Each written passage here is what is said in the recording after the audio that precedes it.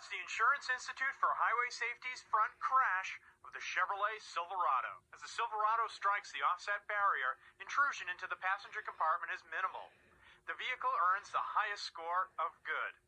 The dummy's movement is well controlled throughout the crash. During rebound, the driver's head remains safe from injury and only comes in contact with the head restraint.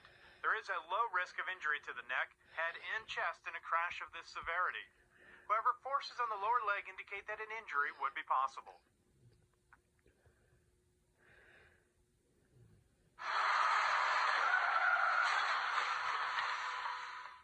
This first test is done without optional side airbags, and the Silverado does not do well.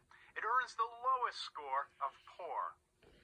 Measures taken from the dummy indicate that rib fractures and internal organ injuries would be likely, and serious neck injuries and a fracture of the pelvis would be possible. In a crash of this severity, the rear passenger would likely suffer from rib fractures and internal organ injuries, and head protection is inadequate.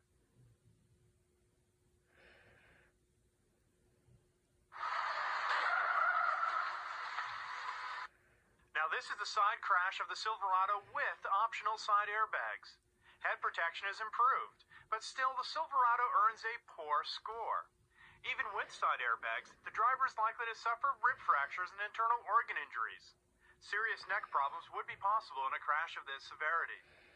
The rear passenger could also suffer rib fractures and internal organ injuries.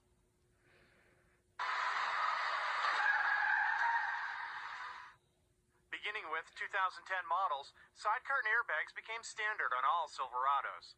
Front and rear door trims were also modified to improve occupant protection. This improves the previous rating of poor to an acceptable rating, but there are some problems.